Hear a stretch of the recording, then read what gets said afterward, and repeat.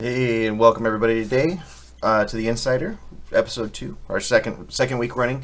Today we've got a lot of good topics today. We've got the big news, top story of today, which was the Walmart E3 leak, the big E3 leak this week, with a bunch of titles that nobody knew were coming. Well, some were kind of guessed. But we've also got some new releases, new game releases. We're going to talk about Fortnite. We've got some of the Destiny 2 stuff. A lot of various stuff with our hosts, Drunk Canadian, myself, Life Shifter X, Captain Tutu, and our special guest, Gideon Grey Fox. Welcome, everybody. Hi. So yeah, we got a lot of good stuff talking about today. Like, in fact, we had to even cut out some of it because there's so much this week. I mean, it was kind of a jam-packed week, I would think. Busy week, yep. Yeah. So what do you guys think? So we'll start off with the new game releases. So Pillars of Eternity 2. Was the Deadfire was one of the big releases for this week. Yeah. No, I actually had funded that on Fig, which is like Kickstarter, and I've been waiting for it eagerly for like 2 years now, and it is just met every expectation. It's one of those games where if you like the first one, they just took everything about it and improved the core mechanics. Oh, nice. Yeah, I know that was a big one. Like everybody was waiting for quite a while. I think they announced it almost 2 years ago now, I think. Mm-hmm. And, it's because the genre had been so dry for like 10 years before the first game got released. So there was like this dry spell of CRPGs not being a thing for like 10 years. And then now they're all starting to come back out and, remasters and stuff like that. So people who are into that kind of thing are really pumped. Oh yeah, and especially like this one, I was hearing like if you do a lot of the side quests and stuff like that, there's something like on upwards of almost 1,000 hours or more of gameplay in Pillars of Eternity 2. I mean, I wouldn't know about that high, but there's a lot. Like I'm in the beginning and it's overwhelming. Yeah, it was like a article somebody else had posted. They got into, I guess they had gotten like a 2-week early access to it, and they played nonstop, and they said the game percentage was telling them something like 8%. And they're like, we've already got like 70 plus hours in this. How many more is there? So that was like a rough estimate, like a large rough estimate. It's like trying to like 100% Skyrim. It's just not right. Yeah, dude, I put like 300 hours into that game, and I could barely get like 18% or 20% in that game. If you do all like the cool mods. Oh, and then not to get off topic, but like that's crazy. Oh yeah. And then the other big one, DCU played this week, right? Is Conan Exiles actually got its official release this week? Yeah, I played the shit out of that this week. Yeah, I was still super surprised at how good it's gotten. The storyline. So I guess there's like two ways to look at it. If you're super into storyline stuff and like sneaky hidden sort of storyline, it's not blatantly obvious, and you're digging through the game to kind of figure it out.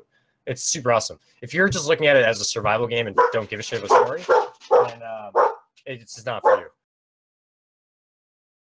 My dogs are barking at nothing again. Yeah, she's been doing that since my wife left on Monday. She's just like randomly really sitting there and just starts barking at nothing. But yeah, I personally love Conan. I think it's amazing. Yeah, and then I don't know if anybody else has played it. I mean, no, I haven't had a chance, dude. I've been working overtime so much this week. I haven't even gotten a chance to touch base on it yet, but I will this weekend for sure. sometime played today. beta, and like a lot of the like in-game stuff looked really cool to me, like the bosses and dungeons and stuff they have in that game. So without spoiling too much, at some point you run into an old ghost. Well, there's ghosts everywhere, but this one's a little more important.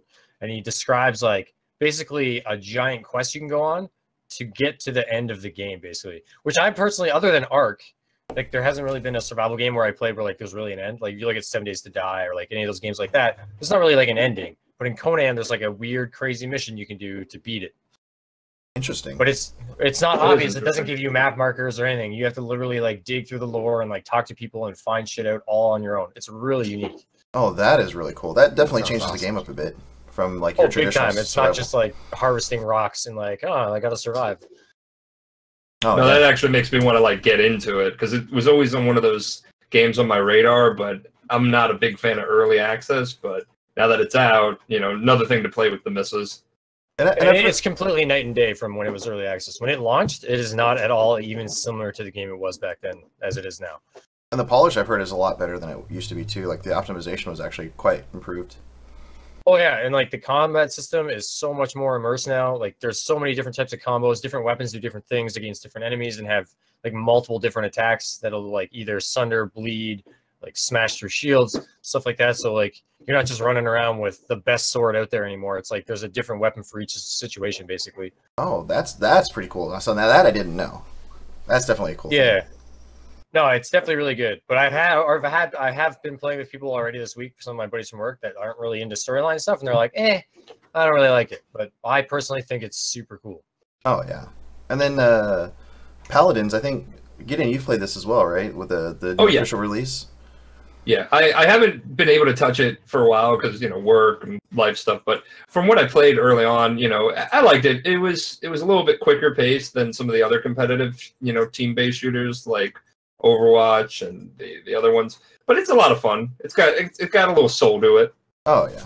I definitely really like the game. It's just weird because they did like this big like the OB or open beta 68 on like 68 69 and they changed up like the theme of it, but it was weird. They took a lot of like the character artwork and stuff away, but they hadn't replaced it yet.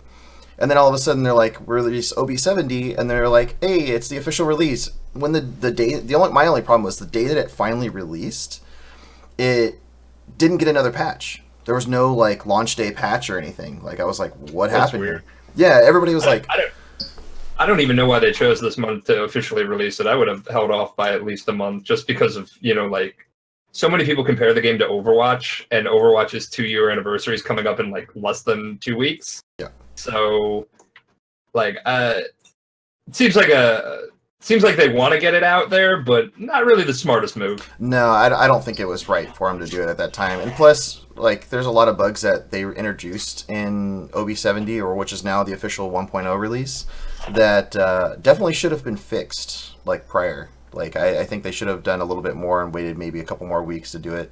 And then just said, hey, you know, we're not going to do the weekly updates like they've been doing, but just move to, you know, hey, we're gonna work on our official release. It's going to come out in a couple weeks, guys. Just bear with us. And then they come out with a whole slew of bug fixes, which I think would have made people feel a little better about it, at least in the end.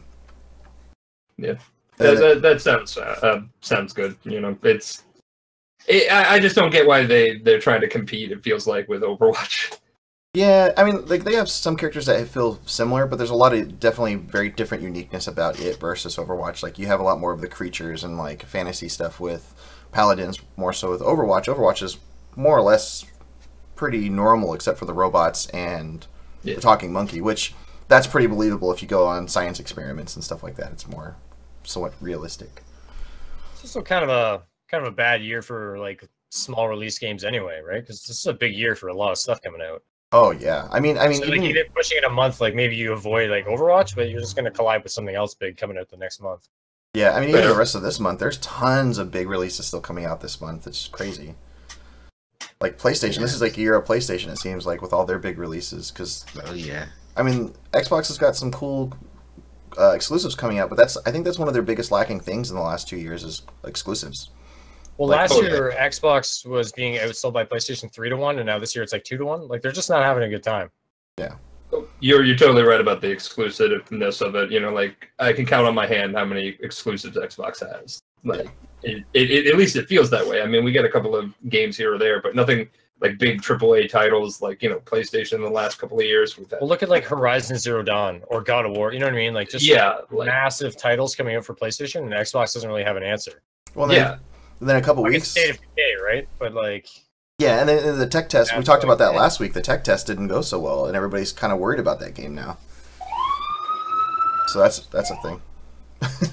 Are you being arrested? No, I'm sorry about that. We live like literally 2 blocks away from a hospital, so we're on the main route, and ambulances everywhere. It's a rarity. I guess everybody's choosing Sunday to get injured. Something. Well, that maybe the hospital will be less busy, so you save your like injury time till Sunday.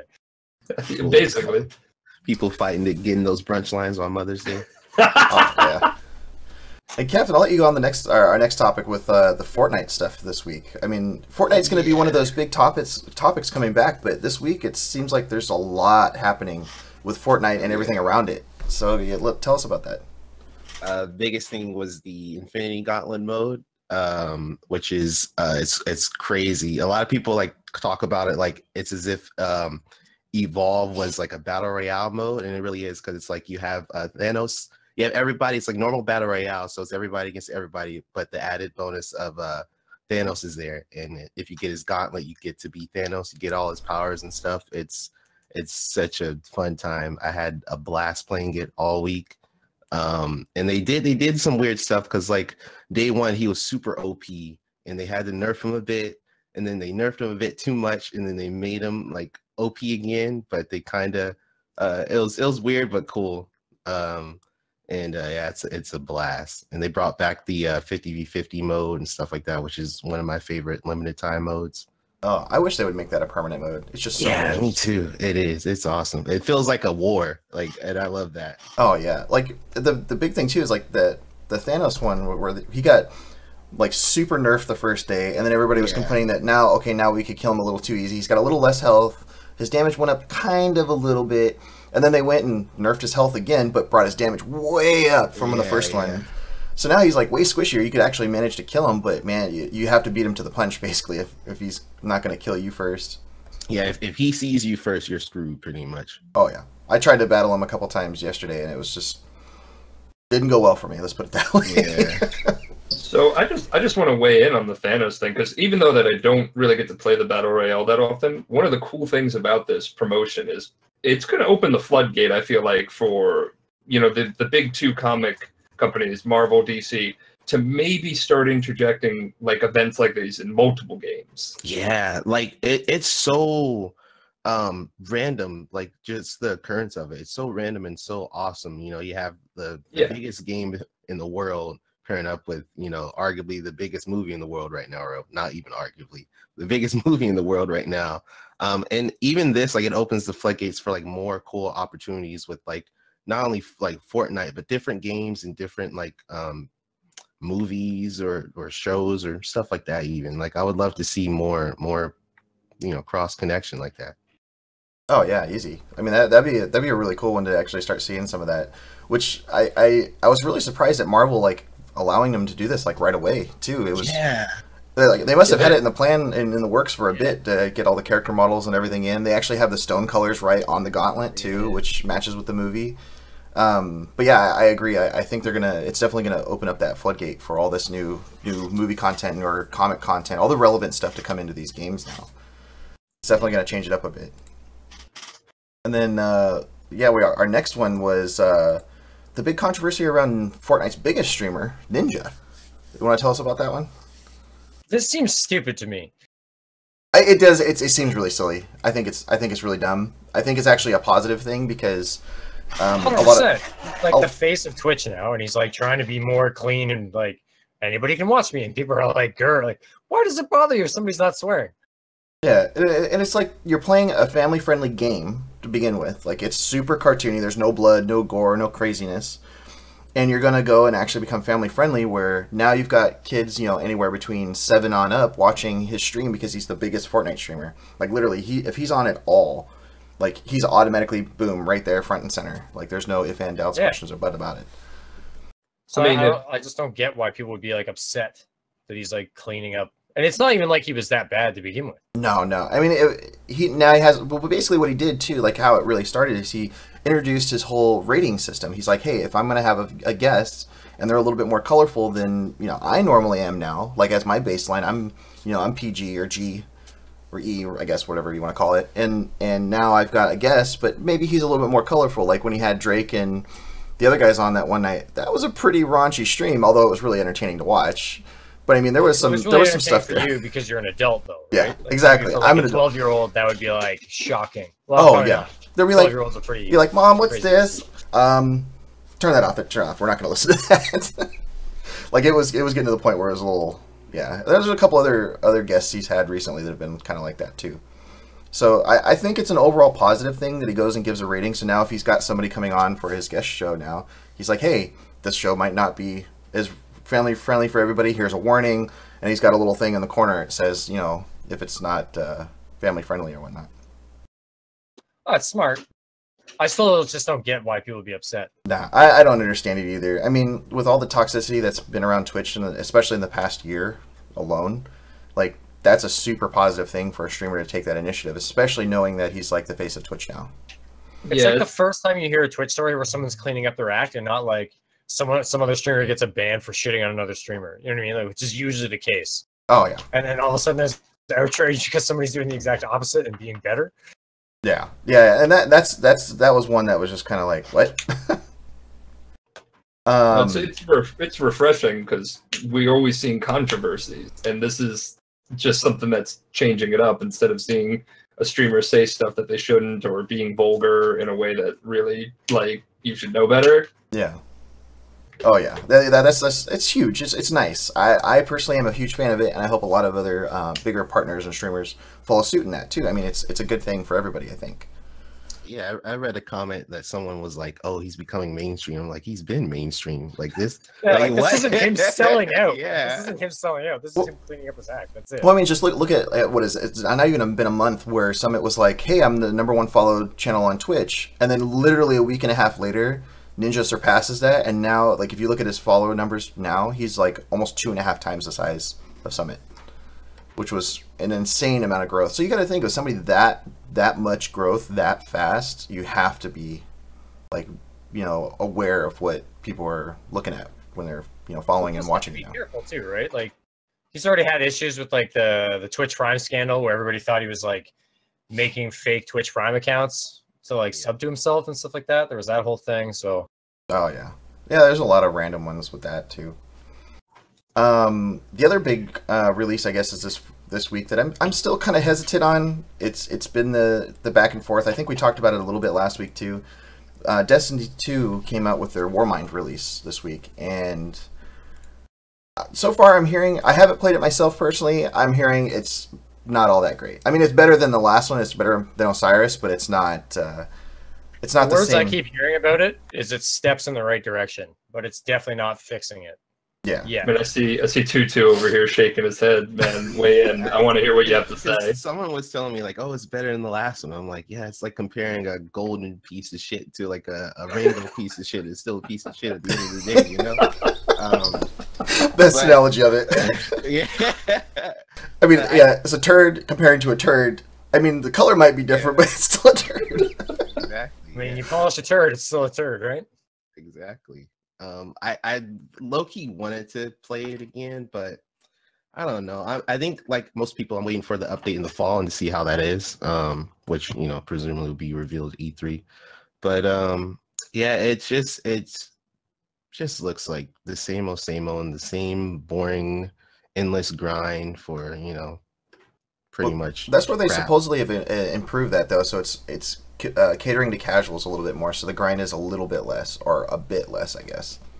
But I mean, I haven't played it enough. Complaint from like the veteran players when Destiny 2 first came out is that it was too catered to casuals. Now people are complaining it's like not casual. I don't know. Yeah, It's make the Destiny crowd happy. It's like they're expecting like Destiny 1 to be Destiny 2. I think a lot of it comes from them being told it was going to be one way, and then it ended up being entirely different. Like, Yeah. everybody thought, hey, they finally fixed Destiny 1. We did a great job at, making the community happy with Destiny 1. We're going to go into Destiny 2, bringing that same quality, which is exactly what they said during the E3 conference. And then they came out and everybody's like, the hell is this? Like the speed fuck? buff are like I know they fixed it since then, but when it first came out, it was super slow. Your special ability got out super slow, all that, and you're just like, what? Like I feel like I'm like chained down by bricks in this game. It's just so ridiculously slow. So I don't know. It's not a big one. Not a big one. So we had another one actually that was kind of a cool thing this week. A game called Atomic Heart. It looks like, I think we were talking about this a little bit before. It looks like BioShock and Fallout had a baby, the equivalent of it. And then you just stole $60 from me. Yeah, basically you take like two of the biggest game franchises out there and everything. And we've actually got a trailer to show you guys the chaos and craziness of this game. I've seen the trailer like probably 4 or 5 times now. I still can't understand half of what's going on in it.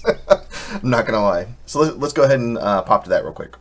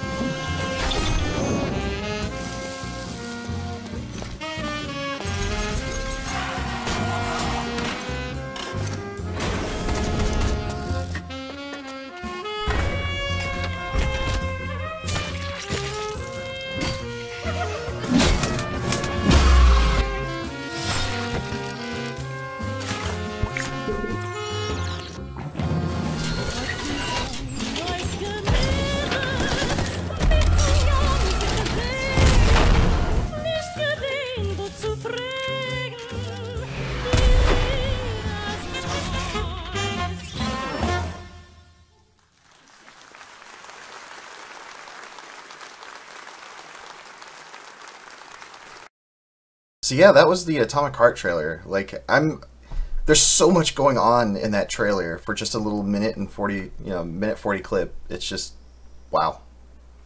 That's crazy. I did actually not watch prior to this, so I was really attentive in that, and it looks sick. Yeah. Oh no, dude, I will totally pre-order that just because, just based on premise alone, it just looks fun, flat out fun. The combat looked really fun in that. The whole the impaling and then pull your spear through, what? Wow. Yeah, there's a lot going on in that trailer. It looks awesome. I'm looking forward to it. Yeah, that's what definitely caught my eye for this week. I was like, oh wow, we could definitely show that off. That's a fun trailer. It's a little brutal. So, some of that other big news that was coming out this week was the Steam app is now going to be able to stream to tablets and TVs without a Steam Link, which I was kind of confused about because I thought that Valve had actually essentially given up on the Steam Link. So in a way they haven't, but they're just kind of transferring that technology to an app essentially, which is kind of cool. It is, and people are probably wondering why, instead of just going oh, I'll just get a PC. I mean, most PCs nowadays, unless you're, a lot of people I know build their own, but with the GPU crisis, it feels like this is going to be an alternative that can save people a lot of money. Oh yeah. Yeah, easily. And then, yeah, the GPU thing is, I saw an article this week that it's starting to finally crash, I guess, supposedly, because I guess a couple companies are actually going back to MSRP. They're not overcharging for their cards and stuff, which is awesome for gamers, because I've been complaining at EVGA for weeks because they jacked up their prices. Not too much, not as bad as some of the other ones. If you go to Asus or Sapphire or some of the other video card vendors, their cards were marked up 30-40%. But then you go to EVGA, they weren't marked up much, maybe 5%. They were an extra $50 to $100 more than they normally were, but it was still enough to be every time they went out of stock, when they came back into stock, they were jacked up again a little bit by 10 or $20 or $50. So that was somebody was joking about that in a game of CS:GO I was playing last night. He's like, I just bought 100 video cards so that people can't afford them. I'm going to resell them. I was like, what? And then the market. And then everyone killed that player. You're that guy. We're going to murder you now. I don't know. Is now a good time to bring up the summit stuff this week? The summit freakout? The summit freakout. Like that was a big thing. It was pretty funny. I thought it was hilarious. Yeah, it was. We've got a cool YouTube clip to show of Dr. Disrespect actually like going off and looking at or watching his reaction to this whole stream, and it's crazy because you'll see it here in a second. Like Summit like genuinely freaks out. I think I've never seen him freak out like this for the first time, like ever. So it's really weird. So let's check out that clip real quick. Yeah, Dad. Oh, this is a tournament, right? Are they practicing? The guy was shooting at me. I'm fucking dead, dude. I'm fucking dead, dude. I'm fucking yeah. There's nothing There you go, baby. That's what I'm talking about, man. That's what I'm talking about. The guy was shooting at me. He even wound up for it. I like the wind up. I'm fucking dead, dude. I'm fucking dead, dude. I'm fucking yeah. There's nothing Ah! Getting offline, guys. Later. Enjoy your weekend, Summit. Enjoy your weekend. You deserve it. So yeah, we see like Summit straight out punch his monitor with his webcam on it. Like, so if not there's through a it. backstory to this though. It's not like he just snapped. So the story is they were practicing for an H1Z1 tournament for there's like money on the line. And this guy I think his name is Summit Likes Boys, I can't remember what it is in the clip, was just following him around stream sniping him all goddamn day. So he finally snapped. Like I get it. That's obviously turbo frustrating. Oh yeah, no, somebody sitting there following you around, stream sniping you all day. I mean, of course that's against Twitch TOS. If anybody didn't know that, like actually stream sniping in any game is actually against Twitch TOS. You could get your account banned for that. Not the streamer, but the person doing it. But if it's provable, or proven, I should say, not provable. But yeah, dude, screw that. That's rough. I just like the Doc's reaction to it, where he's like, "Yeah, baby, Yeah. that's what I'm talking about." He's like, yo, you wound up for it. Good man. I feel like most of us have been there, though. You know, like getting frustrated or upset over some kind of competitive thing, whether it's a tournament or anything. So, you know, I don't blame them at all, especially people doing that all day.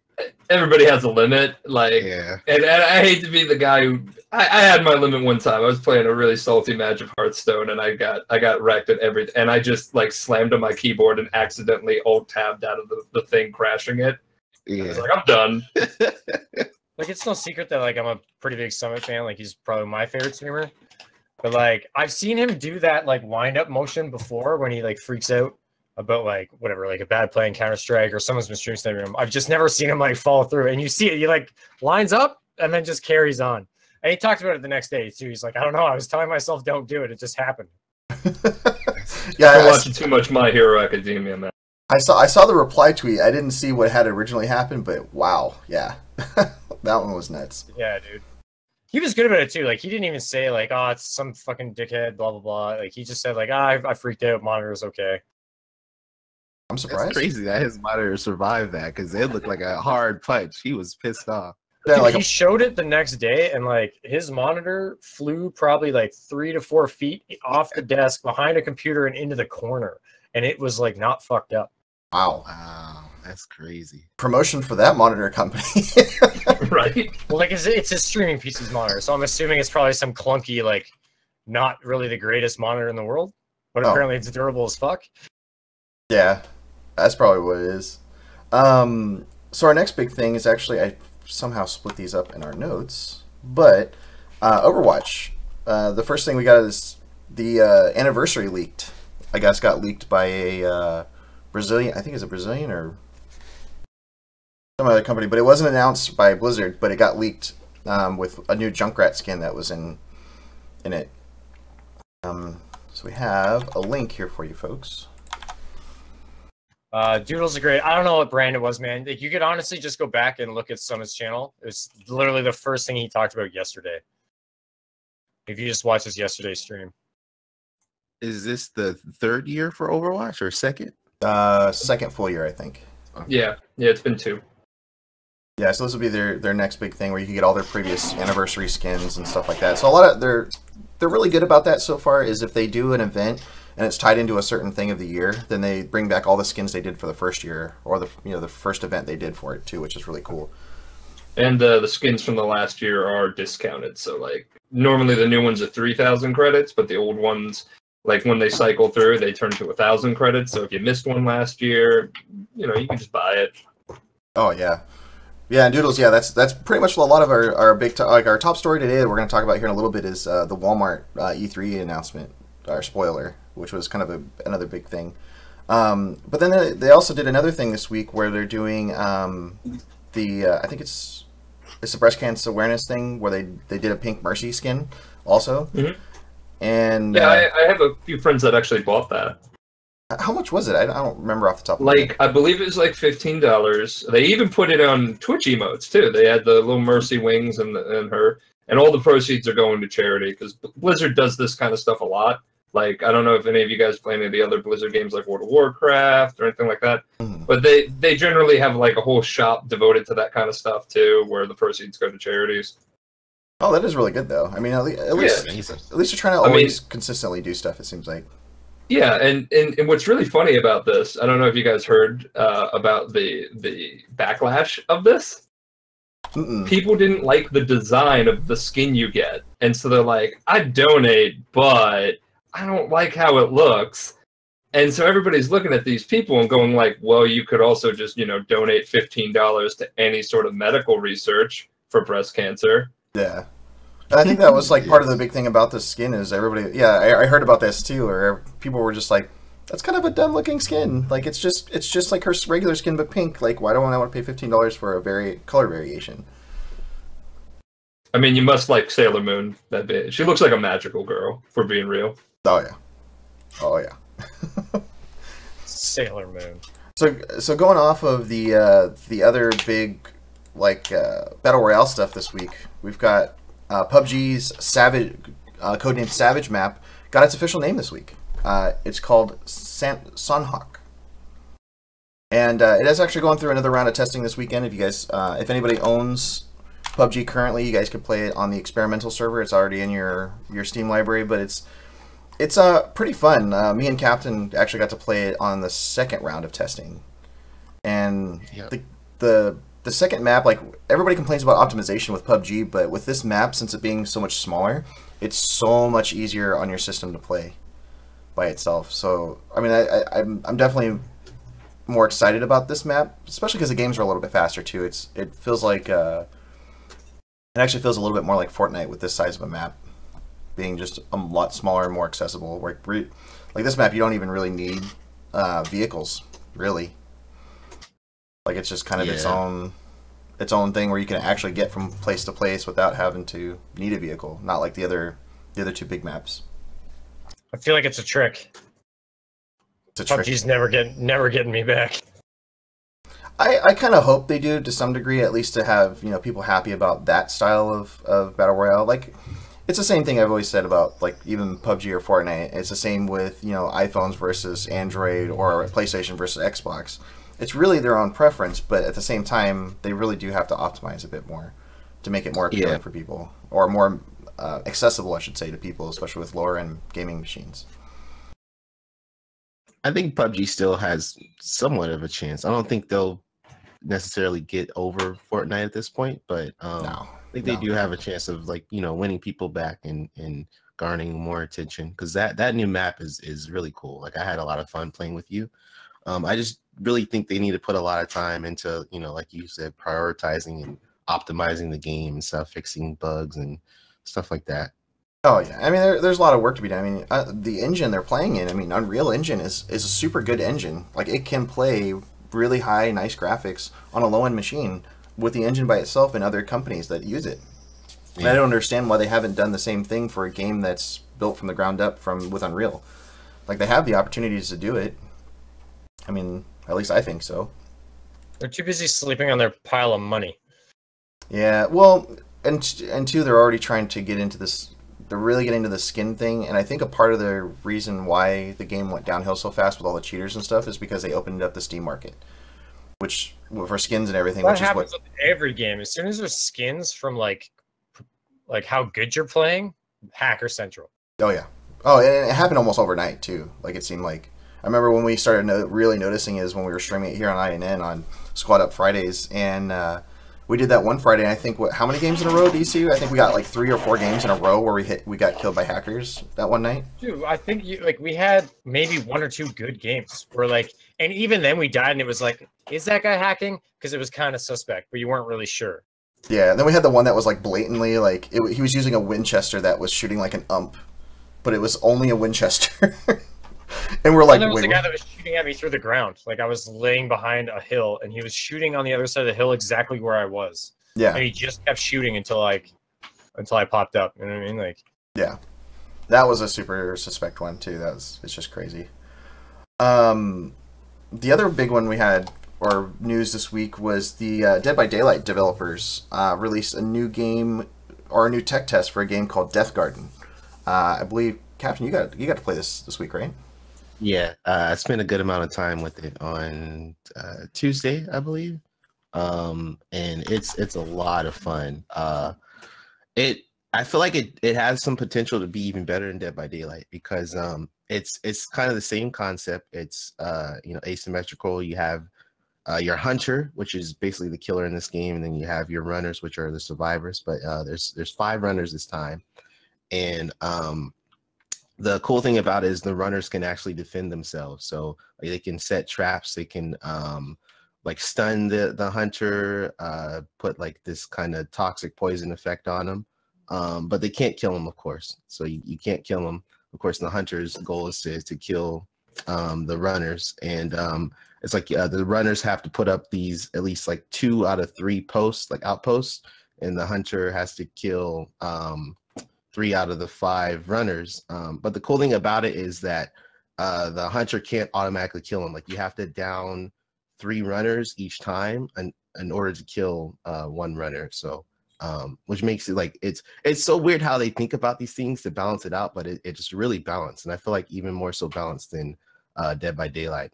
My only fear is how they handle like the perk system, but they do have a really cool system like in game where you have to actually like upgrade your perks that you get through gameplay and like through finding these like upgrade stations. So I had a lot of fun with it. I think it's awesome. I think it has a lot of potential. Oh yeah, I was trying to get a key for it myself. I even emailed the company directly. I haven't heard back from them, but it looks like a lot of fun. I was just wondering too, like you had said it, like how do the runners die, or can they be immediately killed? Which is nice to hear that it's not like Dead by Daylight where you're, basically if you get caught and you don't have anybody else around to help you, you're basically hooked and you're gone. Like that's it. Yeah. So yes. This time they're playing around that mechanic and like giving people a chance to actually go back and help your buddies out. Yeah, and I love that. It's so weird. Like I even think like, how do you think of stuff like this? But it works and it's awesome. Yeah, maybe that's part of the stuff they've learned from Dead by Daylight, like how to just make it a little bit more fun. Because like if they did the same thing to Dead by Daylight now, people wouldn't like it the same way as they did before. So it's definitely a bit different. Yeah. But yeah, like let's go on to our big topic of the day. Our top story of the day is Walmart leaking a ton of E3 titles. Yeah, they did. Like they really went down on this one, and it was like the amount of games that were on this list too, and we have a link for you guys to check it out. Is there's like a ton of stuff. It was Walmart Canada that goes and started putting up a whole E3 list, like specifically an E3 list, 2018, and then they're like, here's all these cool games that are coming out, because a lot of the retailers got to get their stuff ready for when the E3 announcements come, and they post up all these things. But they did it accidentally early, by like a whole month early. Like, it was pretty funny. They said it was a glitch in their system, and I'm like, you gotta pay people to do your IT work better. Like that's a big glitch. That's gonna Yeah. cost people That's a money. big slip up. They're like, oh yeah, it just went All this shit live. coming out, don't tell anybody. So I fucked up. You told everybody, didn't you? Yeah. And then, One job, Canada. but it's like some of them are on here were even surprising. Like I didn't expect some of these. Like Just Cause 4, like a game coming out that quick in the Just Cause series, which is cool. The game is really hilarious and fun to play, but I didn't expect a new one for that. Of course, like the WWE titles, people kind of expect that one. But Dragon's Quest 2, a Far Cry 5 DLC. There's Destiny Comet, which I imagine is the new Destiny content, or it's a brand new game. That one's kind of left up to speculation. Borderlands 3, a new Assassin's Creed. Lego DC Villains, which wasn't really announced. The Final Fantasy VII Remake apparently might be making an appearance, so that's a big thing. That's Right? coming out episodical though, isn't it? I think so. Episodic, yeah. I mean, What did we I don't say? we don't really know how they're gonna handle it because let's be real, there's been like no news on that game. No, like they did it, what, 2 or have 3 years ago? teased. Yeah, exactly. And then I recently heard a rumor about it and read a few articles about it where they're actually starting from scratch over again because the company that they were working with, they didn't like, I guess, working with them, or they didn't like the product that's coming out. So they're now just kind of like being like, all right, we're just going to start from scratch and do it all over. And even that, like, can we believe that? Because Square is so tight-lipped about it that they're just not saying anything. So if they show anything about this game at E3, it'll be a miracle if we're being honest. Square is having their own press conference too this year, so I figured they're gonna That's do big, yeah. If lot of Square cool stuff Square there. hasn't had a press conference, I don't think, in a few years at this point. Yeah, it's been a while. Yeah. Some of the other ones were Borderlands 3, which was kind of coming as a surprise. Everybody's been kind of begging for a new Borderlands game for a while now. If I could be honest, because it wasn't really that much of a surprise. Like the fact that we're getting something, we all knew it was coming. It's like Fallout 4. They're not talking about it, but they knew it was coming. Yeah. And like my wife and I are friends with some of the Borderlands and Gearbox people on Twitter and stuff like that. Like we talk to them, and like they have been trying so hard to build up more, but everybody just keeps asking about Borderlands 3. Yeah, I mean, when you get such a good IP and everybody likes it, especially it's a co-op game. Like the big thing right now, and I'm really starting to see this a lot, is if you have a co-op element in a game, like people love to play it, especially if it's got a lot of game time to play in. Like I really wish, like I still wish to this day, me and my brother were talking about this too when Fallout 4 came out. They originally teased it with possibly having co-op. They didn't confirm it had co-op or did or didn't, but they teased the fact that it might. And I'm like, if they had made a co-op, like even just a 2-player Fallout 4, like that would have changed the game for me a lot. Me and my wife would be playing that to this day. Oh yeah, like a one-on-one co-ops Bethesda game would be like they're doing a mod for it on Skyrim. It's called Skyrim Together, but it's not an official thing. But Bethesda's like, yeah, you do you. Yeah, like if they did that, I would totally be down for that. Like that would be that would make the game for me like easy. Like I would play hundreds of hours into it. But the fact you have to do it alone is just different. Especially with like Borderlands playing by yourself, that's boring. I'm gonna just, if anybody differs on opinion, that's cool. But it me it's fun is the boring. first time. Like when you're learning a story and stuff, yeah, it's fine to play by yourself. Yeah. But as soon as you get past that and you're doing like loot bosses and grinding and leveling, by yourself sucks so much wiener. But one of the things that I love about Borderlands is that you only need 4 people to do all these little like fun dungeon runs and stuff like that. Unlike Destiny, unlike the Division, all that. Because like, come on, guys! Like, how many of us play these 4-player games consistently with 4 people? Oh, yeah. Like Borderlands is one of those games. Like Borderlands or Vermintide 2 or all these, or Left 4 Dead. Like people will jump in and just play it just because, and then they revisit those games a lot because of that.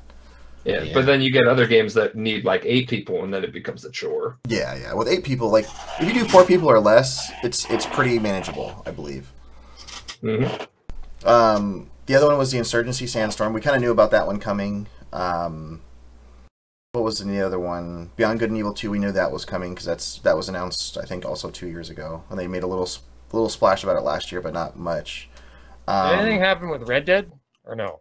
Red Dead was last week. They released the trailer for that, so they have an official date locked down and everything on that. So that one's going for sure. Yeah, Rockstar's never at E3, so I wouldn't expect nothing for E3. Oh yeah, Rage 2. That's the other one. Yeah, that's the big one probably. Rage 2. So the Rage 2 was kind of a funny one because the company comes back and replies is like, the font's not the right size, and they're like, it's missing the anarchy sign. Like, the box art, you just got it all wrong, guys. Got it all wrong. At least if you're gonna support our game or show it off, like make it right, you know. So that was. Yeah. Go ahead. Sorry. It's supposed to be revealed tomorrow. They've been putting out little like images on their Twitter each day, and it's supposed to be a full reveal tomorrow. So we'll definitely know by tomorrow. But it's definitely Rage 2. Yeah, that would be really cool to figure out what they do with that. That's crazy though, because like I remember when that game came out, I was hyped for it, and I own it, and I've never gotten to actually play it. It's on the backlog, you know, that dreaded backlog that everybody I'm sure has. Oh, for Rage. For like any game, Rage is on my backlog. I got it on Steam, and I just never got around to doing it. But like the fact that it's getting a sequel, that blows my mind. Yeah, I don't think it was met with mediocrity. Like, and it's not a bad game. People had fun with it. It's just didn't wow anybody. Yeah, it wasn't. Yeah, it wasn't anything that was going crazy for the most. Everybody was going crazy before or anything, or demanding that there was a sequel.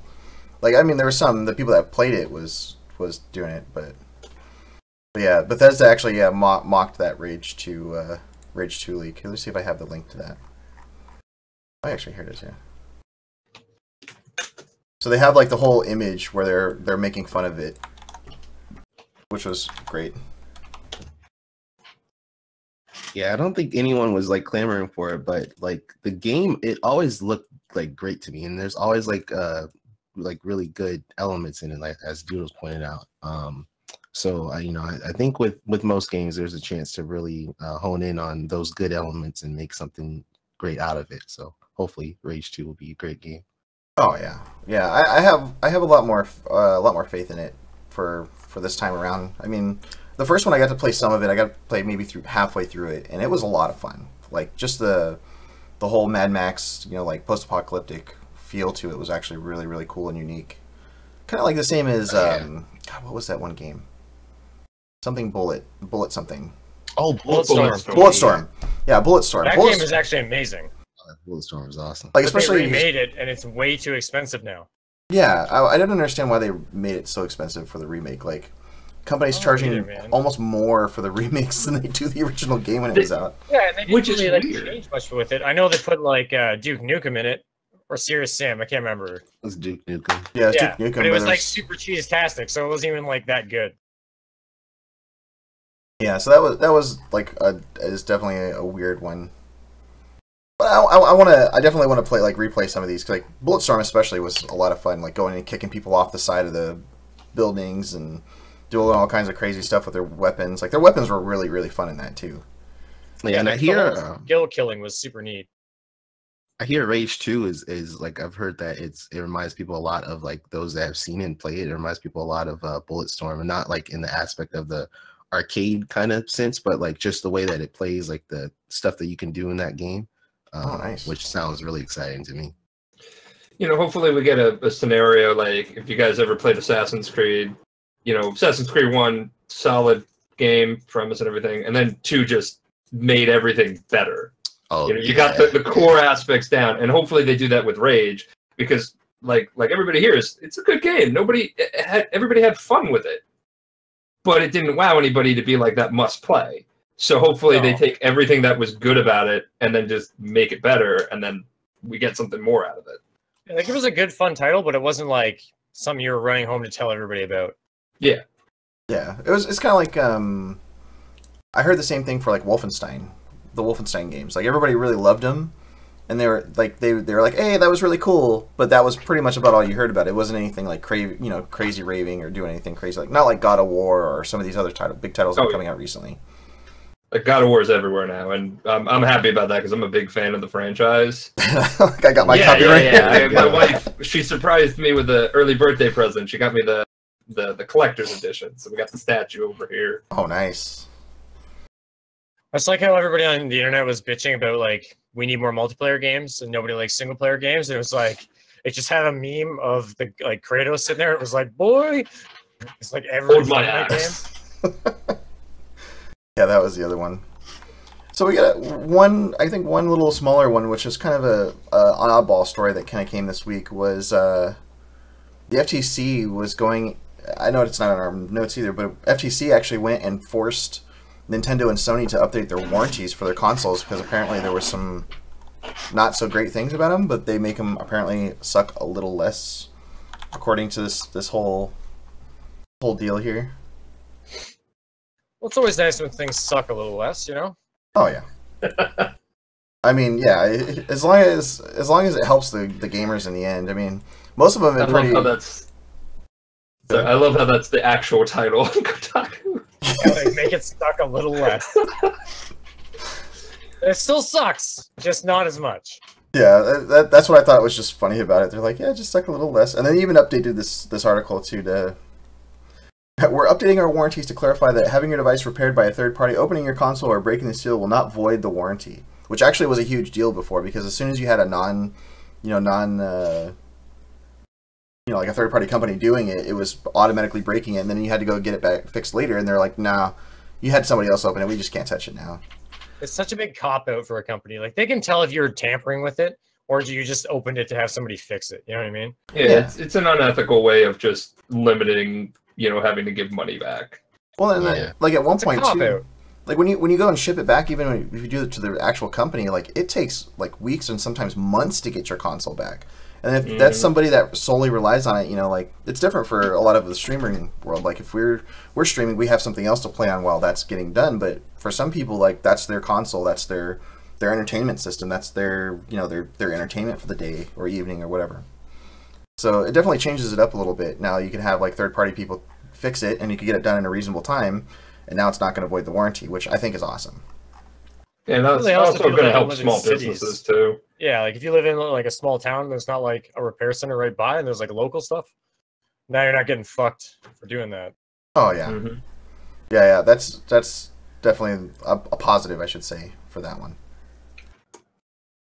But yeah, I mean, out of today's news, like there was some pretty cool stuff, some interesting stuff, some kind of worrying stuff. Like the Summit, I still find the Summit thing pretty funny. Like, dude, just I've watched that I don't know how many times since I saw it on Friday. I just kept watching it.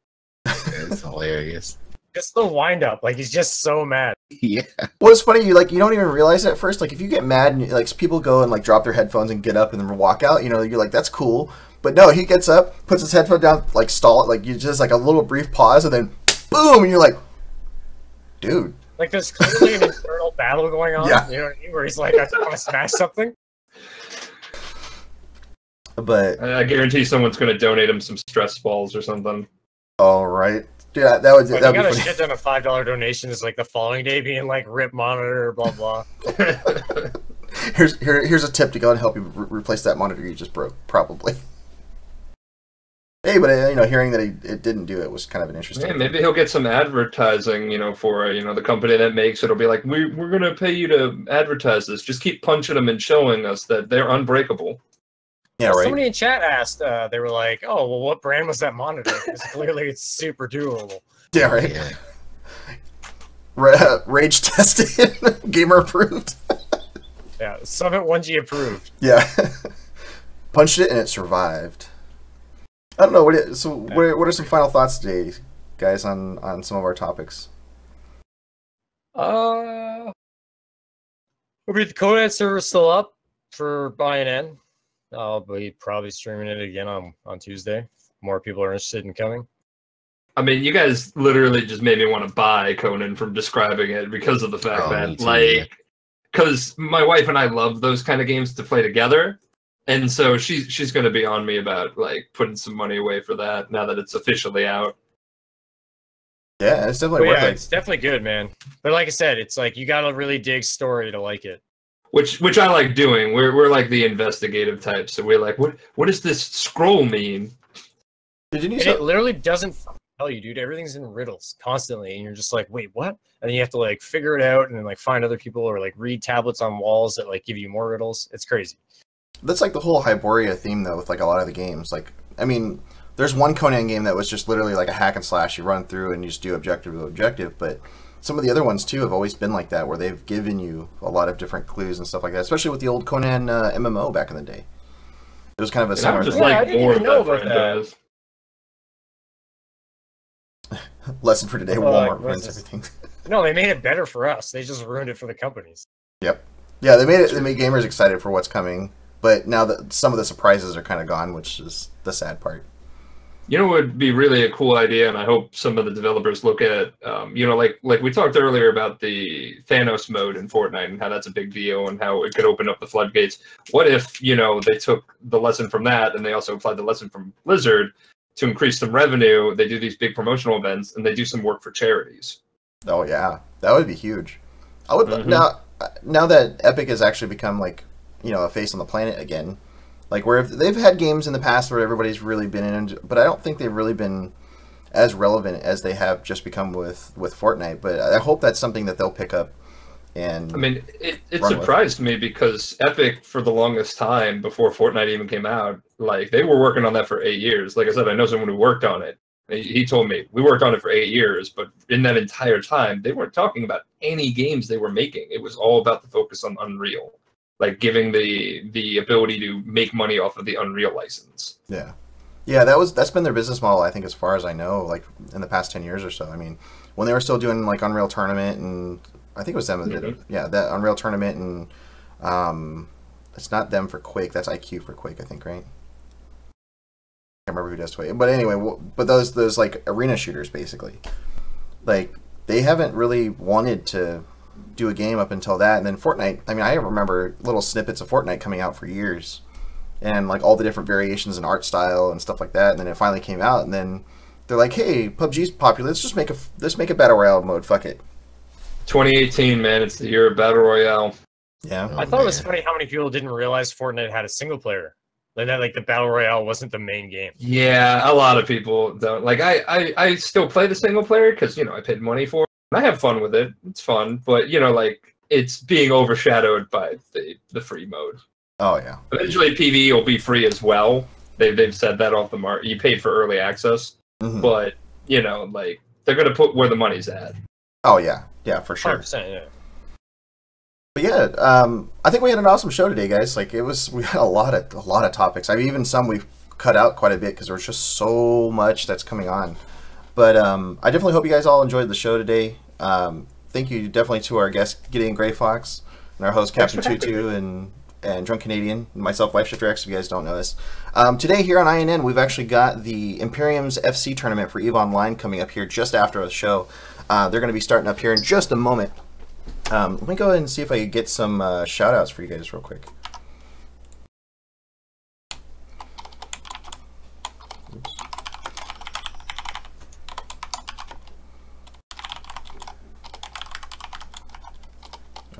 Sorry, you guys might hear me type a little bit. I'm trying to. I know my keyboard is like super loud. I just realized you guys couldn't hear me, but. No, I couldn't. I was like, "What's going on?" Yeah, me too. I was like, what? No, I accidentally muted myself, and I was like, "Wait, what happened?" And if you guys want to check out Gideon Gray Fox, it's there. Fierce Ferrets there on the Twitch link. PvE Fortnite or Fortnite PvE is on the upswing. It's a lot of fun. I had a lot of fun with it. Like, in fact, for people, like, I recommend personally, if you guys have never played Fortnite Battle Royale and you have the single player mode, play the single player mode to learn how to build. It's the best way to learn how to build, in my opinion. You get used to it super fast. It's really easy. You're not under pressure from people shooting you, stuff like that. But yeah, last statements for you guys today. No, Conan Tuesday. That's pretty much it for me. Really excited for E3, especially with all the leaks. Mhm. To hear everything from all the companies. Can't wait. I think everybody's just gearing up for E3 and excited for E3 at this point. So it's gonna be a lot more news coming out, leaks coming out. So be prepared. Yeah, I want to see some games at E3 that haven't been talked about. Like we brought up Final Fantasy. I would love that. I would love to see some news on the sequel to The Division. Just basically anything that I'm looking forward to. Oh yeah, I'm definitely happy with on my last statement for Division. Division cleaned up their act a lot recently, and it's great. It's a great game to play now. Initially, it was really hard, but it's gotten a lot better, and I hope I hope that Ubisoft genuinely learns this time how to really help their fans and make them happy with the new games coming out. But yeah, alrighty. Thank you guys so much. Again, Gideon Gray Fox, thank you so much for coming on the show today. I definitely appreciate it, man. And then Captain and DC, see you guys all next time. I hope everybody has a great Mother's Day. Happy Mother's Day to all the mothers out there. Oh, fuck, I gotta call my mom. And yeah, we'll see you guys all next time. Have a good one.